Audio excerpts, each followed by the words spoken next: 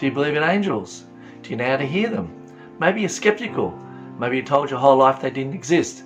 When you're working with your spiritual helpers, you don't have to try hard. You just need to relax. So our spiritual helpers communicate to us in a number of different ways. Remember, our journey here is to understand ourselves better. So this next hour could possibly change the rest of your life.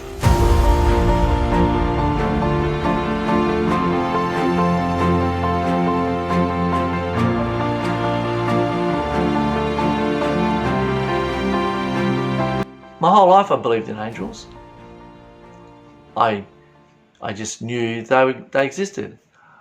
For the first 28 years I wasn't particularly good at hearing them or getting the messages. I would get them, but not so clearly. And then I learned how to communicate with angels in a way that it became two-way, where I could talk to them and they could talk back to me. That changed my life. Things got so different after that, because all of a sudden my progress and what I was able to do for myself sped up enormously, because I was no longer working on my own. I was getting immediate feedback that I could then implement, which sped things up. Instead of me taking 3 months or 6 months or a couple of years to figure something out, it was only taking me a few seconds to a minute. So what are angels? Well, angels are souls that have graduated from planet Earth. They've refined their vibration. They accomplished what they came here to do. So we are actually 4 watts of energy. So us as a soul, that's who we are. We are the soul, and we live in a physical body. So we're actually 4 watts of energy. Science has been able to show that. They measure the difference between a live person and a dead person, and they attribute that directly to the soul. That's 4 watts. So angels are actually 4 watts plus. So the plus part is the refinement. Now, when our angels come close to us and they physically touch us, we get goosebumps, because our plus part gives our electrical system an extra boost of energy. So have you ever had goosebumps for no apparent reason? Well, that no apparent reason is actually your angels. Now, you may be skeptical at this particular point, and you might be thinking, I don't believe in all of this. That's okay. I'm not asking you to take on what I'm believing. I'm not asking you to take on anything I say in this podcast. But if you hear something that you don't believe in, something that doesn't make sense, or you're not quite sure about, pop it up in a mental shelf and then just leave it there. Maybe by the end of the podcast, a lot of those things have come off the shelf and they'll start to make more sense for you. And if they don't, leave them up in a mental shelf until they do make sense. Could be a couple of decades later. So our spiritual helpers. So they've lived a lifetime down on planet Earth and they've graduated. So before we come into this lifetime, we make a contract with our spiritual helpers. First thing we do is decide what it is that we want to learn for ourselves this lifetime. And then we decide, okay, this is what I want to do. So what we want to learn is our inflow. So that's what we're learning for ourselves, how we're growing. And what we're going to do, perform, act, or be of service, that's our outflow. That's how we be of service and contribute back. So it's an equal flow. We benefit, we help other people benefit. So our spiritual helpers help us with we make those decisions. We make those decisions for ourselves, and then we choose spiritual helpers that can help us accomplish what it is we want to do and what it is we want to learn. So we choose spiritual helpers that we've known from a previous lifetime and that have just mastered what we want to master this lifetime. Because the people who've just mastered something, they're the best people to teach us.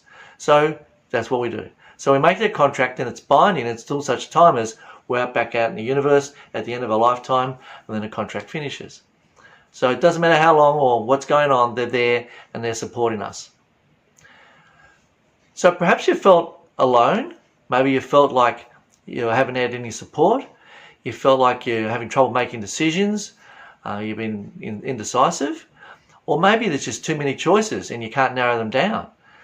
Whatever it is, whatever's going on for you, that's the thing that our spiritual helpers are here to support us with. It's to make our life easier. They give us suggestions. They can see the path that we want to travel this lifetime. They're looking down on that path and they can see it, and they can see it clearly. And they help navigate us by nudging us this way or nudging us that way to keep us on track. And the more we can listen and the more we can tune into them, the more on track we'll stay. So, how many do we have? Well, we all have a team. And depending on what we've come here to do is how many we have. So if you've come here to work with people, then you're going to have 3 or more.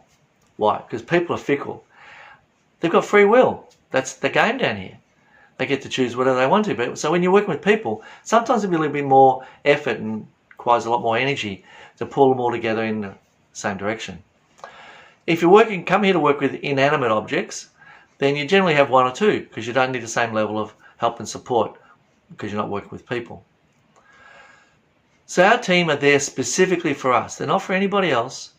They're not someone from this lifetime that we know, they've passed on and come back. They know they're not our angel. They might be there to support us in other ways, but they're not our angel. Our angels all happened prior to our conception.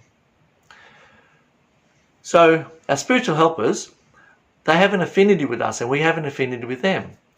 And I don't know if you've ever been traveling, if you've gone overseas, etc., and you come to a particular town and you just feel like you know it, and you get goosebumps and you feel connected and you feel comfortable working your way around that particular town or whatever, chances are one of your spiritual helpers came from that particular city.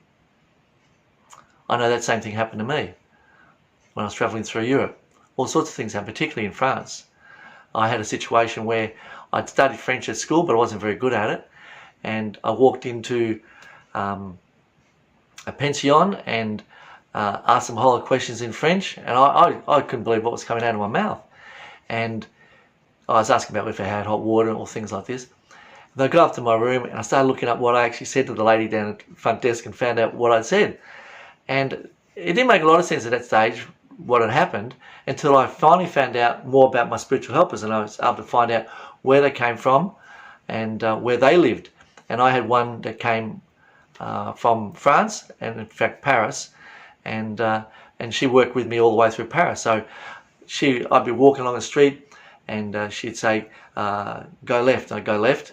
I'd travel along the cobblestones and she'd say, there's a restaurant just down here, the special dish is veal, ask for that.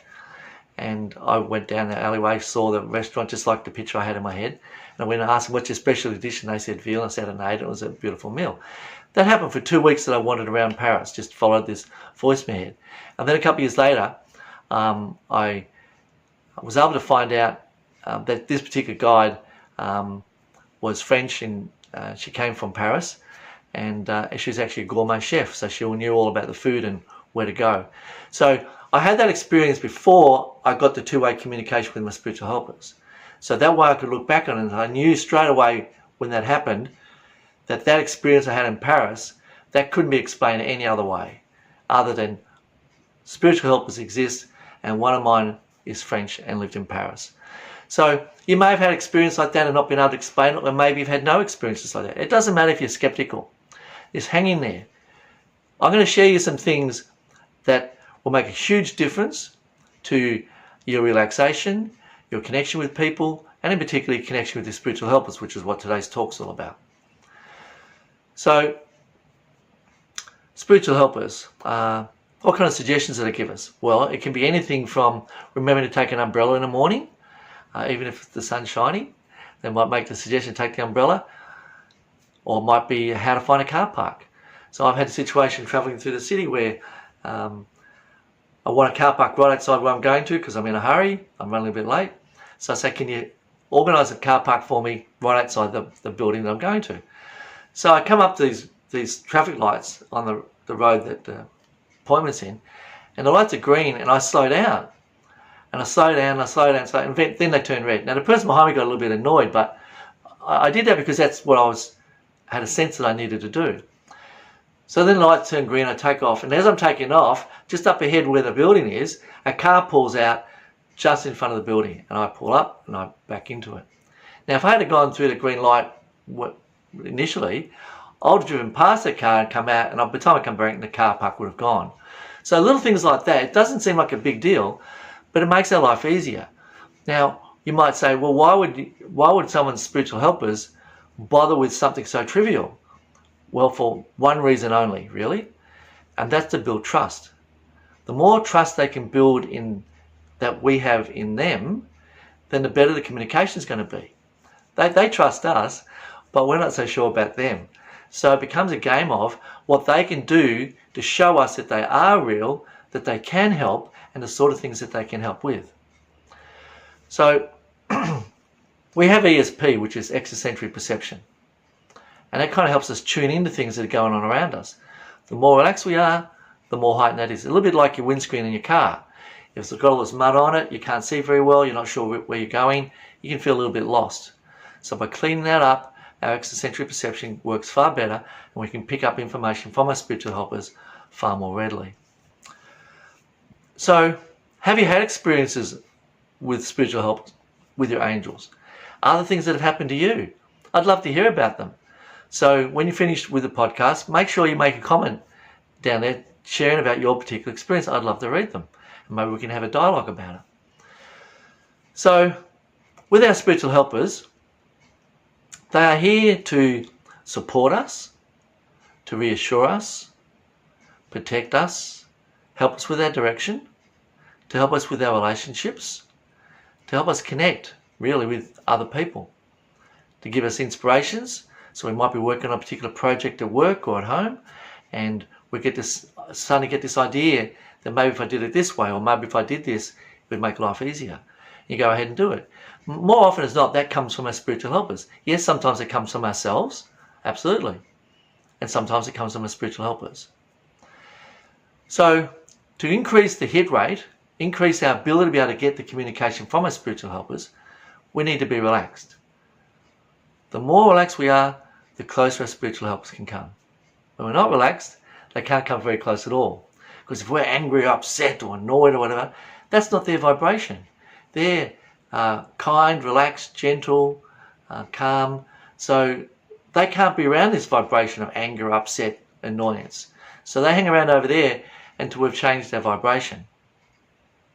Now, does that mean they're not able to help us? No. It means they're respecting our right to choose to be upset. They're not trying to talk us out of it. However, when we take control and say, I want to change my circumstance, I don't want to feel like this anymore. At that particular moment, you're asking for help, and your spiritual helpers can come in close. Now, there's a particular technique that I use, and I teach it to everybody I ever meet. It's called spiritual cleansing. Spiritual cleansing is a technique that I teach everybody, and it's in the free ebook on my website. So by all means, have a look at it. It's written in there. There's also videos to show you, take you through it all. And the more you use that technique, the more calm, the more relaxed you'll be, and the closer your spiritual helpers can come. So this particular technique, when we're using it, our spiritual helpers coming really close, and now we're assured the communication is going to be clear.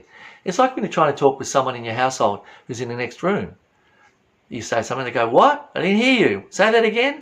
You say it again and they still didn't hear it. It's the same thing if our spiritual helpers are all the way over there. We want them in nice and close.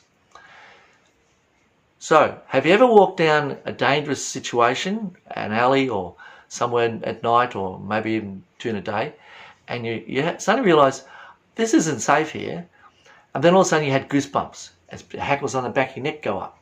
Now when that happens, you feel invincible, don't you? Well, that's your spiritual helpers touching you, reassuring you. So the hackles on the back of the neck is designed to have you feel invincible, that you're not vulnerable. And then you just march through the dangerous situation and the people leave you alone. They don't know why they're leaving you alone. They're thinking maybe you have a weapon that's a more powerful weapon than what they have. Or they think you have a weapon and they don't. But they leave you alone and you sail on through because you feel the backing of your spiritual helpers. And they can sense that there's more than just you too. So that's the protection part. If you're in a situation like I had a car accident in 2003, and just as I saw the pole coming up, I asked my guidance for help. And then they helped me. This white light came down and swirled around, and they showed me a vision of the car hitting the pole, coming to rest, and me walking around out the front with two men helping me and sitting down in front of the vehicle. So I knew I was going to survive that accident, so I surrendered to it and I relaxed, and I did survive it. Now, if I hadn't had my understanding of spiritual helpers and had the relationship as strong as what it was, I most likely would have died in that accident. There's a great story about it. I put it on a video on a website, whatspossible.com.au. So feel free to have a look at that at any time. So they're there to protect us. They're there for reassurance. So when things aren't going so well for us, they can come in close and they can just have us feel better about ourselves. They might say a few things and they might point out some good qualities of us, or they might point out something we could do to help change our vibration. They might just mention the word like gratitude. And we think, oh, gratitude. So we start then becoming grateful for what is happening around us. You know, our lessons that we have and our experiences, they're there to teach us something. So the key is to be able to get the gold out of whatever that lesson is. Well, the best way to do that is by utilising our spiritual helpers. Asking them, can you give me some insights here about what I learned? Like, what's it really all about? And they'll share some things. They will never tell you. They'll never tell you this is what you learned. That's up to you to say that. They might refer you to something. They might say, well, what about the other day when you had this situation happening? You go, oh, yeah. So then you look at what just happened now and you can see how that's maybe a solution or a key to what happened a few days ago. Now you start to put it together. They don't put it together for you. You put it together. But you've asked for their help. So they're there to give us, to help us with reassurance. They're there to help us with ideas. So if we're looking for something that's going to help with a solution, we're looking for solutions, then they can help with that too. Now here's what's really interesting about all of this. What did Jesus say? He said, ask and it will be given, seek and you shall find, knock and the door will be opened. So what he's talking about here is our relationship with our spiritual helpers. So, ask and it will be given. So if we don't ask for help, they don't give it. So in that accident, if I hadn't have asked for help, they would just watch me die. They wouldn't have stepped in. Why not? Because they respect our free will. It's not their life. It's our life. It's your life. It's my life. It's not theirs. They're here to help us with our life, not to take over our life. So your spiritual helpers will never tell you what to do. Never. So if you're hearing a voice in your head that's telling you what to do, it's not your angels.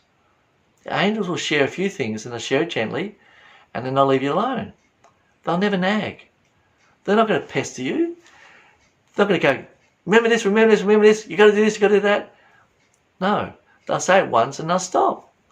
You either hear it or you don't. Because it's not their job to make us hear it. It's their job to share it. It's our responsibility. It's our job to hear it. To see how that is, if I made it their job to hear it, now I'm making them responsible for the outcome that happens. And they're not.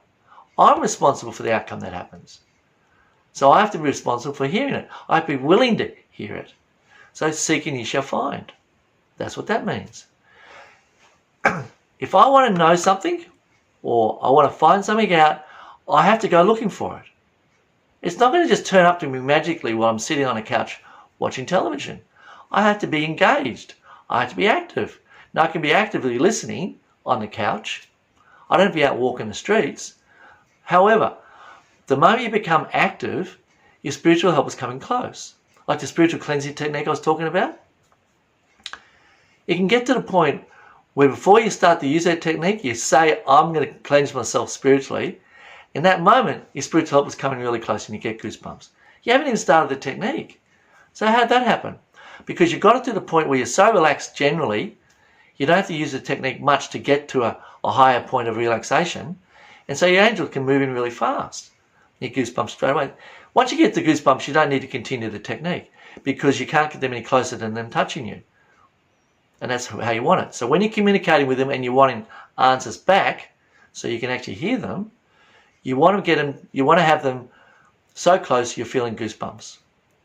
Not that, that happens all the time. You're not getting goosebumps all the time. You can have a conversation with your guidance and not be experiencing goosebumps. But if you want to ask them a question or something important, you want to be making sure you're getting goosebumps. And that technique I talked about will do that. So what we're doing in this process is we're bringing your communication from the subconscious to the conscious. So you've been talking with your spiritual helpers and communicating with them your whole life, but it's been on a subconscious level. So we bring it in the conscious level so you can be more directed, more focused. You can get answers straight away. It's like you'd imagine you ask a question, you get an answer 2 months later. I mean, how slow is life going to go? It's going to go pretty slow. But if you can ask a question and get an answer back within a few seconds, maybe a minute, you can see now you can ask another question, another question. There's no limit to how many questions you can ask your guidance. Now, sometimes you might ask enough and they'll stop answering. And I've done that. And I've asked them, I said, so how come you're no longer asking? They said, you've got enough for the moment. You need to assimilate it. Okay. So I go off and I start to put it into practice, the stuff that I've learned, the stuff I've heard from them. As I put it into practice and I integrate it into becoming who I am, not something I do, but becoming who I am, now all of a sudden I'm ready for some more. Once I've integrated it, my cup's empty. They can start to fill up with more ideas and more suggestions, and I can ask more questions and get more answers. So it becomes an interactive thing. It's not one way. See, most people when they're growing up in church, they're told it's one way. You know, you talk to God, you pray to God, but they never tell you how to get an answer back. They go, oh, it's just faith. You let it unfold. You let your life unfold in front of you. Well, that's great. There's nothing wrong with that. But it's a slow process of allowing things to happen without having a positive input to it, like a concrete action. So here's an example. You could pray to God, and praying's actually talking. That's what it is. So you're really talking to God. So when you're talking to God, your angels, whoever it is that you identify with, Jesus, whatever, it doesn't matter. When you talk to God and you ask for certain things and you say, this is what would really make my life easier, or can I help in this area? Then they start working on putting that into place. And then you trust and have faith that that will happen. That's what they mean by allowing it to unfold. That's great. That's exactly how it works. What this does is it speeds the process up, because now you can interact and get an answer back. So let's say you ask for something with God and it never happens. You sit back and waiting for it to happen and it never happens. Maybe it was something that wasn't part of our plan. Maybe it's something that wasn't in our best interest. And so they don't. They're not going to do something to help us harm ourselves. They're not going to do that. But if we're asking for something to help us with our plan, then that's when it starts to unfold. So by getting answers back from our spiritual helpers, we can find out whether something is in our best interest or not. So what we start to do at that point is we start to be able to align our wants and our needs, bringing them together. So they end up being the same thing. Because when we have we really need this, but what we want is that, we start to have this separation. We have this tug of war within us about what I really want to do, but what I know I need to do. But when those two are synonymous, they're the same, then we don't have that struggle. And that's by working with the guidance on a daily basis, you can bring those two together so you don't have that problem working out what it is that is the next best thing for you to do. And it's always your decision. They'll never tell you what to do. They'll give you information and you make the decision. So if in fact you're in a situation where your head's full of a whole lot of stuff, let's say you got all this mind chatter and it's just really hard to clear your head and hear nothing. Well, that's the number one priority. So of all the work I do, that's the first thing I help people to do, is clear their mind and relax. You can't relax with a mind full of a whole lot of mind chatter. You can't do it. You can pretend to relax, but you're really not.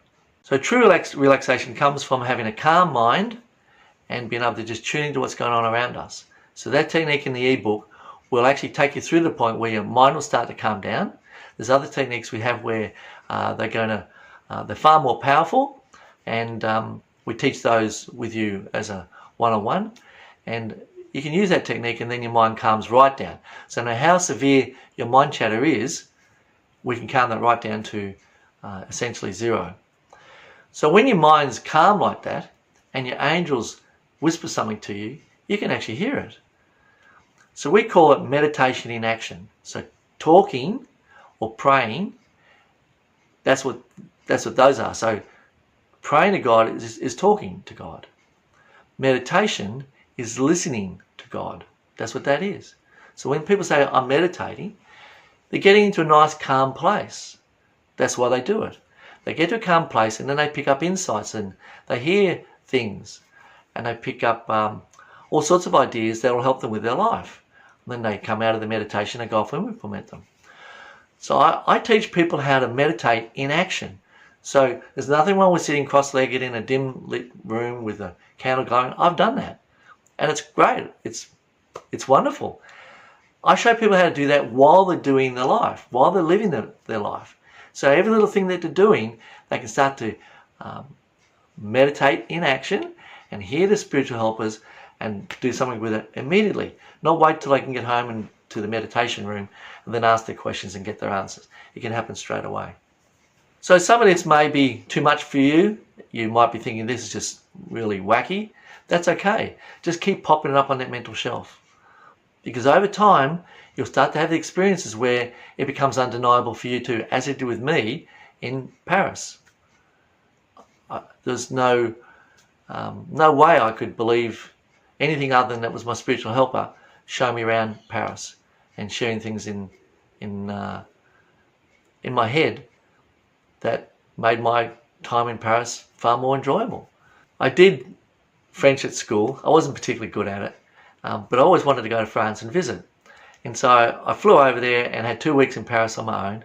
And I arrived and straight away I heard this voice in my head, and I just started listening to this voice. And it said to go along this alleyway, go here, go there, do this, go that. Now, a lot of it was revolved around food, this particular voice. So I'd go out for a meal and I'd say, I wonder where I'm going to eat today. And this voice would say, well, go down here 5 sets of traffic lights and turn left and go down 100 meters and turn right, and then half along that street there's an alleyway off the right hand side. If you look down there, you'll see an awning coming out with some chairs. That's the restaurant you want to have lunch in, and the specialty dish is veal. So they didn't say that all at once, the voice. It was a little piece at a time. But anyway, I looked down the alleyway and sure enough there's the awning and the things. I walked up and asked the maitre d', what's your specialty dish? And they said veal. So I'd go in and I had the veal dish and it was beautiful. And I listened to this voice for 2 weeks going around Paris. I had a fantastic time. I got to see places in Paris that most people never get to see. It's just the locals go to, out of the touristy areas. So I had a really great time. Then a couple of years later, I was able to find out through someone else how to find out about each one of my spiritual helpers, who they were, where they came from, what they mastered that last lifetime, and some other information as well. I now help people do that myself. So my number one spiritual helper was a French gourmet chef who worked and lived in Paris, born in country France. And I knew straight away that voice in my head for the 2 weeks in Paris was her. And her thing was food. So she led me from food place to food place to food place, and I had a great time. So at that particular moment, when I looked at that profile and saw that information there, I knew that spiritual helpers were true for me, and nobody could talk me out of it for the rest of my life because I'd had that experience. So you can set that experience up with yourself too. You can say to your spiritual helpers, so I'd like to understand our relationship. I'd like to know who you are and what's going on, and I want to build that relationship. Once you've said that, they'll go about setting things up, and then you'll start to notice. Initially, you may not notice very much. Depends how much of the spiritual cleansing you do. The more spiritual cleansing you do, the more you'll notice, and the more in tune you'll become, and the more they can get the information through. Then you'll start to build that relationship, and you'll build it to the point where it becomes really tight. They become like your closest friends. And I socialise with mine. When I'm sitting here on my own, evening or during the day or whatever, I might just sit down and have a couple of chats with them. So I might chat with this one or that one or that one, depending on what it is I might want to know what we talk about. So the thing about your spiritual helpers is they want you to be successful. They want you to live a life that's grand, that's fulfilling, that makes you really happy. And when you're not those things, they want to be able to help, but you have to ask. And you have to ask the questions. Now, are there right and wrong questions? Not really. There's better questions, but you can't ask a wrong question to your spiritual helpers unless you're asking them to tell you what to do, and they won't answer that. You can ask your helpers for big things or small things. You can ask them for anything, as long as it doesn't involve another person and you're not asking them to tell you what to do. You can't spy on anybody. They won't tell you anything to do with anybody else. because that's not their job. The job is to help you here and now, how you interact and how you handle situations, not how somebody else handles the situation. It's only about you. They've got their own spiritual helpers, those other people. Now, when you're working on a big project, you can ask your spiritual helpers to go off and work with the other people in the project. So they will work with that other person's spiritual helpers and come back again. So you can actually set them tasks to do. Say, can you help me pull this together? Can you help make this happen? And they'll go off and they'll do that. So they won't all leave you. You're still left with some spiritual helpers while a couple go off and do what you requested. So that's how it works. So you can set tasks for them to do. No problem. They want to be of service. And if you can imagine just sitting around out there just waiting for you to talk to them, it's kind of like a little bit boring. So the more you interact with them, they love it. They're not sitting back and thinking, oh, he's wasting my time with that. Or why is he asking me something so trivial? Because they understand the value of it. It's building that trust up that I talked about earlier. So it doesn't have to be a big thing that you're asking them for help with. I remember one time my sister had had a traumatic situation and I was going around visiting her after work every night for 2 weeks. And this particular night I really didn't have a feeling to go visit her, but I didn't want to let her down if she was expecting me. So I was sitting at the traffic lights, the red traffic lights, and I said, I'm not sure whether I should go home or I should go visit my sister. And I just said it out aloud. And I knew about angels, but at that stage I didn't have the two-way communication happening. And I glanced up, I heard the voice say, look up to your right, and I looked up to the right, and there was a big billboard, and it was advertising something. I don't remember what it was, but it said, blah, blah, blah, blah, go home, blah, blah, blah, blah, blah. And I looked at it straight away, I knew it was a symbol for my spiritual helpers. So I knew I had to go home. So I went home, and then the next day I rang my sister and I said, oh, you okay last night? I didn't come around. She goes, no, some friends came around and we went out and had a fun time out in town and came home late. So she said it was good that she didn't turn up. Now I didn't know that was going to happen. So that's how it works. It's not complicated. The whole thing about spiritual helpers or angels and us is so simple. It is so simple. Yet we're being told it's complicated. We're being told it's hard. Why? Because then people can control us. I remember asking the priest after service one Sunday. In fact, this happened nearly every Sunday.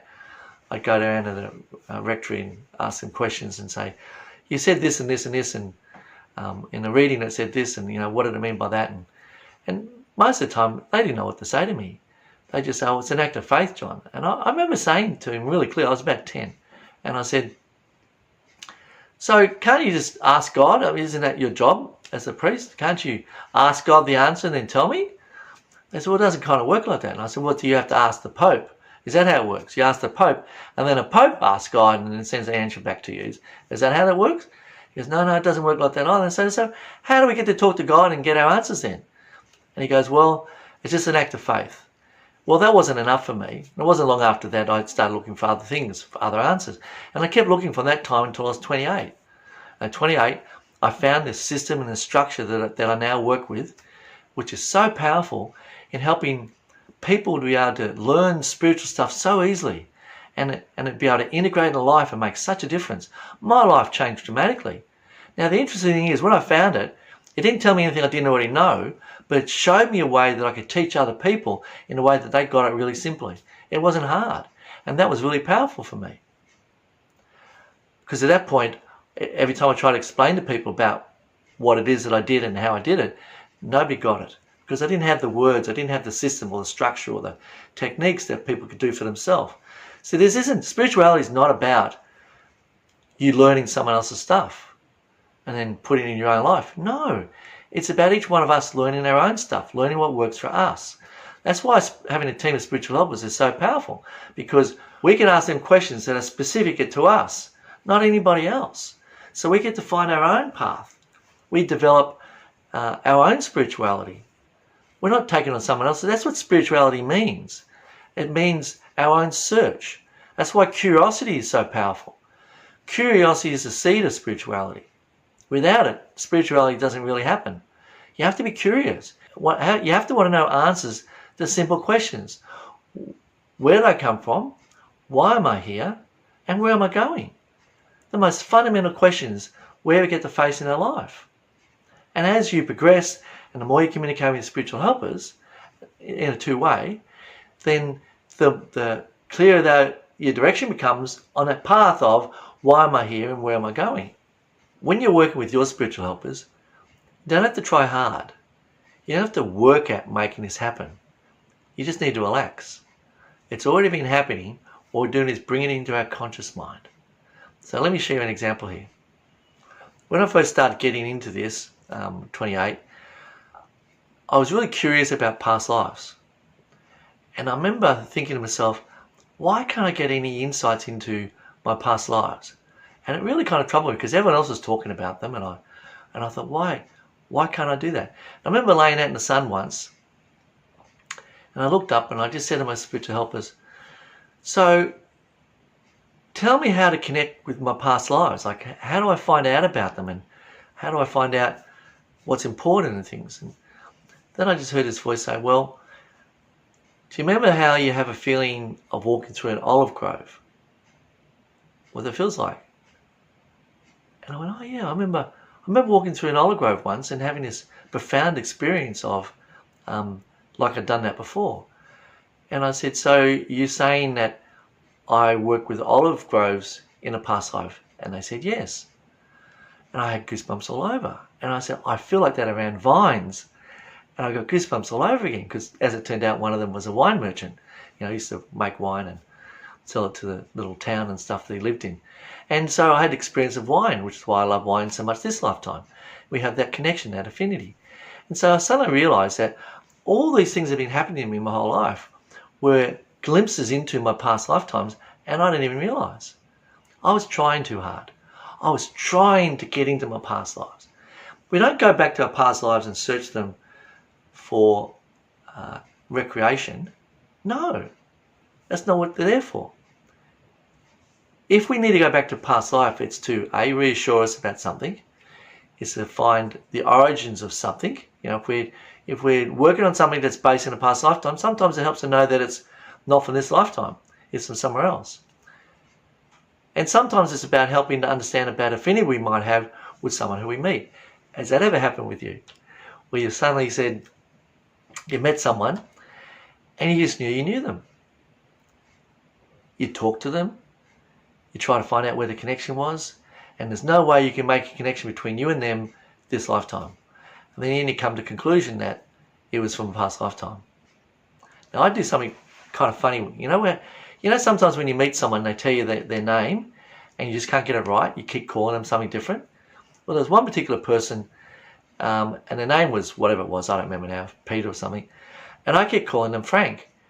And it was really annoying to the person. And I didn't know why I was doing it. But every time I said their name, it came out as Frank. So I left the conversation. I went off on my own and I asked for guidance. I said, why do I keep calling this person Frank? And they said, because he was Frank the last time you knew him. Wow, that made so much sense. So I went back and I told Peter. I said, oh, you know how I keep calling you Frank? And they said, yeah. I said, that's because you were Frank the last time I knew you. Now, he just looked at me blankly. He didn't get it. He didn't get past lives. It didn't matter. But it just killed the situation. Other people around laughed and thought that was pretty funny. But I started calling him Peter after that. I never called him Frank again. Because I was able to understand that that was a past connection, not from this particular lifetime. So little things like that can be really helpful to understand what's actually going on. Remember, our journey here is to understand ourselves better. So spiritual helpers are a tool for that. They're not the objective.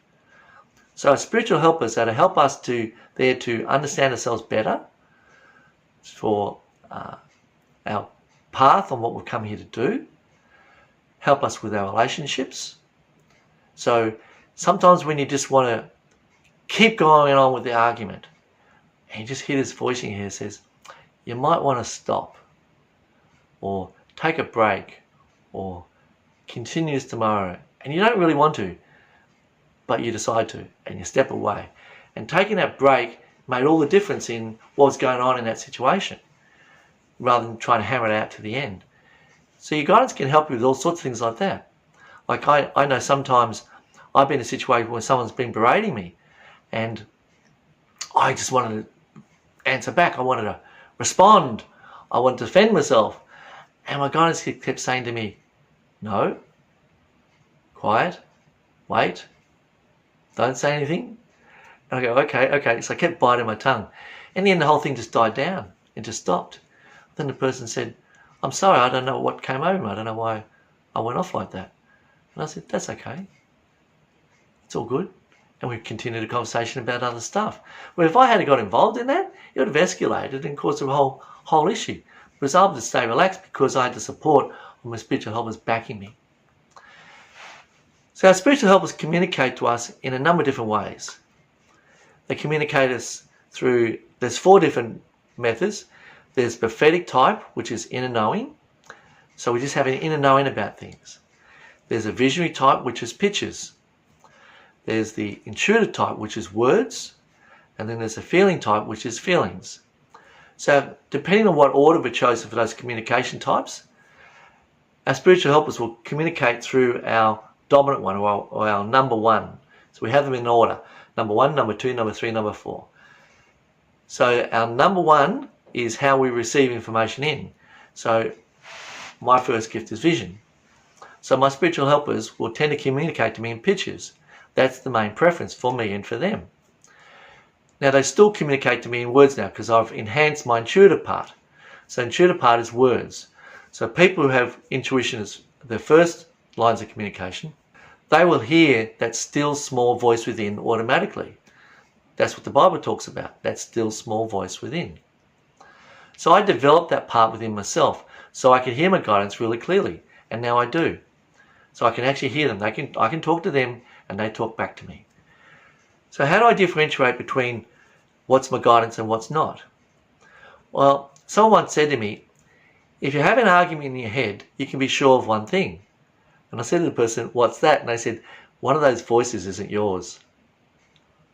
Oh my God. That was like really revelatory. I thought I was arguing with myself, like doing the good cop, bad cop inside my head to try and work something out, but no, it wasn't. So what is the other voice then? Well, the other voice is souls that have passed on. So it would be remiss of me not to have a short conversation about this around the conversation of guidance. So you can differentiate between those souls that have passed on and your spiritual helpers. So when someone passes on, they may not have understood what life is all about. They may have been confused about it. They didn't know. They didn't believe in angels. They didn't know there was a place to go. They didn't know that God was out there waiting for them. They didn't know all this stuff. So they just wandered around planet Earth just like life was continuing on.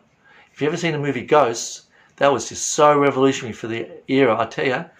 When I went and saw that in 1990 it was, I walked out and thought the planet will never be the same again after this movie. And it wasn't. Prior to that, we couldn't talk about angels openly.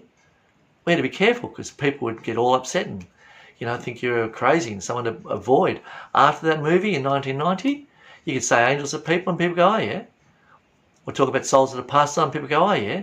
Because they had the concept or the experience of the movie.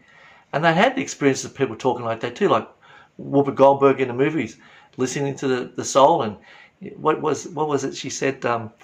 Yeah, me too or something or other. When she says I love you and he says yeah, me too. Anyway, so these souls that are passed on and wandering around planet Earth like they're still living, they'll talk to us and we'll talk back to them, and there'll be this conversation happening. Now that's not your spiritual helpers. Now, how can you tell? Well, the number one most important way to tell is using the spiritual cleansing technique. Because when you use that, remember what happens? Confusion, upset, anger, emotions all move away, and the spiritual helpers coming close. When we're not cleansed and we're not relaxed, the souls that are passed on and don't have physical, they'll come in close because it's a like vibration. They are in a state of anger, upset, jealousy, sad, depressed, whatever's going on for them. That's their dominant vibration. When we're like that, we attract them. But when we're attracting these souls, our spiritual helpers are stepping away because that's not their vibration. So we become a magnet. We turn on the positive or the negative charge. That's how we do it. We do it through our thoughts. So when we start doing the spiritual cleansing, these souls that are hanging around us, they move away. And we can't hear them in the head anymore. And our spiritual help is moving close. So the souls that are around us, and they're everywhere, they'll talk incessantly, or they'll nag, or they'll tell us what to do, or they'll get angry at us, or they'll argue with us, or there'll be some kind of friction, or they'll think they know best, or they might even say that, I know what you need to do. You need to do this. Don't do that. Your spiritual helpers would never say any of that, because those other things aren't respecting our choices in our life. Those souls are trying to tell us what to do. So we just want to move them out. So life then becomes about, well, what's me and what's not me? What becomes me and what becomes the souls? What becomes my spiritual helpers? So when you can differentiate those ones, life becomes really simple. How easy to differentiate those? Well, it's pretty simple, really. The spiritual cleansing technique. The more you use that, the calmer you become, the closer spiritual helpers come, and less those souls are hanging around us. That's how it works. And the more we relax like that, the more we work with spiritual helpers, the more we can start to identify our triggers and the things that are upsetting us, the programming that I've talked in the other podcast episodes. We start to identify those programmings far more easily, and we can let them go. So you may be in a situation where you want your relationships to improve. Maybe it's your spouse, maybe it's your kids, maybe you're having a lot of trouble with your kids. There's a whole lot of friction going on there. That's often because we don't understand their main communication types. So let me use an example here. If your child is first gift intuition, then that's the leadership role. The intuition role has us want to be able to figure things out for ourselves. So if your child's upset and you go to try to comfort them and nurture them, to talk through the situation, and they reject you and go stick themselves in a room on their own, that'll be so they can figure it out for themselves. They know they have to develop that skill, or they're not going to survive. So that's how they do it. Now we feel rejected, we feel like they're shunning us away, but they're not. That's a part of who they are. They have to figure it out on their own. So you let them do it. Let them know you're available when they're ready, and when they're ready they'll come out of the room, and they may or may not talk about it. A lot of time they won't. But if they don't want to talk about it, that's okay. So intuitive children won't talk to you much about what's going on for them, because they'll be figuring it out themselves. That's okay. The relationship will be different. Now, if you have a child who's first gift feeling, that's pretty much kind of the opposite of that. They need a lot of touching. They need a lot of nurturing, a lot of hugging. They need to know that you care. They need that connection. They're the people who go out there and want to hug trees and just care about everybody. They're real nurturers. They become nurses and occupations like that where they like looking after other people and caring for them. So a child who's first gift feeling, when they're upset, they'll need to come and hug you. And they might just need to hug you until the upset's gone. It's not a short little hug and then it's gone. So we used to have my daughter's first gift feeling. So we had a rule in my house. I work from home. So if she was upset and she wanted a hug, she just crawled up on my lap and I'd be holding it while I was on the phone talking to somebody, whatever. And she could stay there in my lap as long as she liked. Sometimes it was as long as an hour. And then when she's ready, she slid off and she went off going about doing her thing. Now, they never interrupted me. I continued to be able to do my thing and be present to her because she needed that physical connection. And so I was able to give that to her all the time whenever she needed it and respect it when she didn't. They also need a lot of details. So they'll be sharing a lot of stuff about what's going on for them. So they'll come home from school and they want to share everything. Whereas your first gift intuition child won't. They'll probably tell you nothing. Whereas your first gift feeling child will. They'll want to tell you all sorts of things. Visionary. So your visionary child, they like to look neat and tidy. They like to, their first impressions are important to them. How they look and how they appear is really important to them. So their clothes are really important. So they want to match things up. That may not be important for you, but if your child's telling you that they want to have stuff that matches and is color coordinated, that's important for them because that's how they come across to the world, is through the eye. It's a visual mode. They also want harmony. So that child would be running around trying to appease things, trying to make peace everywhere and trying to make sure everybody's getting on. That's what happens because they want everyone just getting on. So if there's conflict all the time, they'll think it's their job to try and sort that out, and it's actually not. But that's what happens. So sometimes you can have that conversation with them and let them know that it's okay. You're working through whatever you're working through. So if your child is first gift prophecy, they're going to have a lot of fun.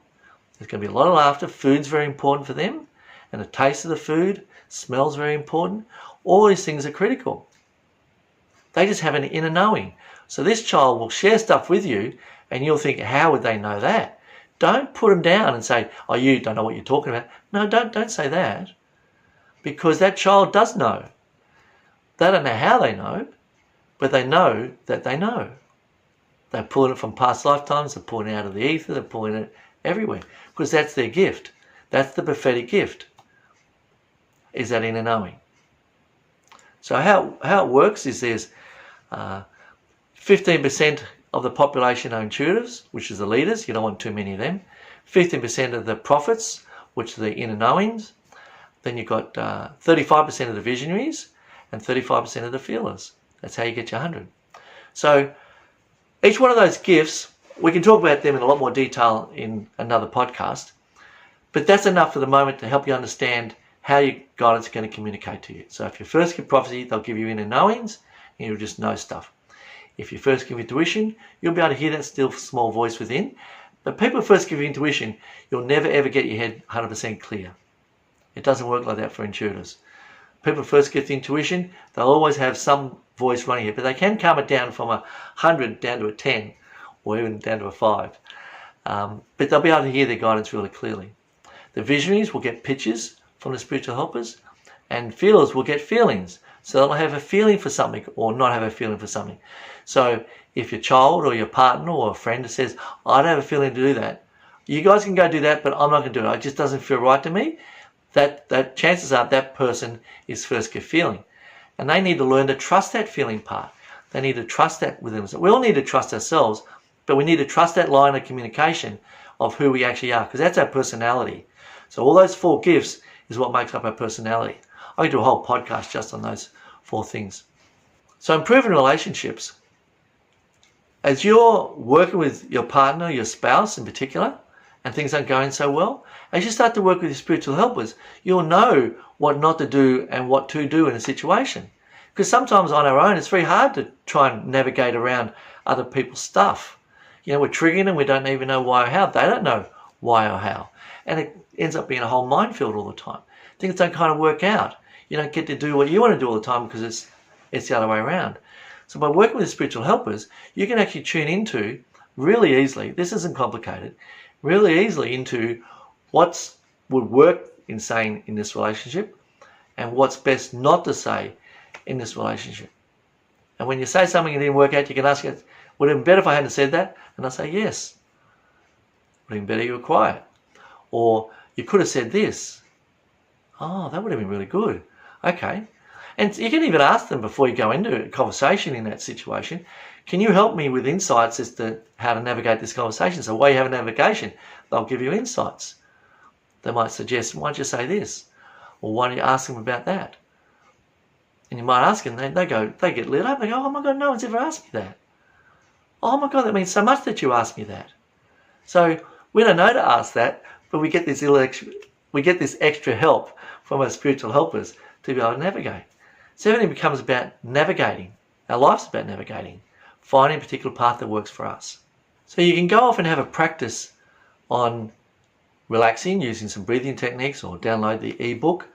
Now, after you've downloaded the ebook, you'll get a series of emails, about 13 emails, and those emails are designed to help you understand the technique and become more aware of what's going on around you.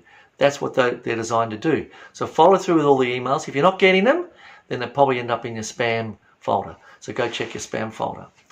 If you're going through the emails and you really get all that information, just click on the button and take yourself to the self-mastery community, which is where all the other work happens. So anyway, I hope you've got something out of it today. I've really enjoyed talking about it. I love talking about spiritual helpers. I love working with my own, and whenever I help anybody else establish that connection and their life starts changing, it's very fulfilling to be able to watch that happen. Many people out there struggling with their life. They've got these unanswerable questions, where have I come from? Why am I here and where am I going? And they struggle with those answers. Those answers change. They change for me all the time. But it's about the process of being able to pursue the current state of those questions and what's there for us at any one particular point in time. So thanks for joining me, and I look forward to seeing you in the next podcast.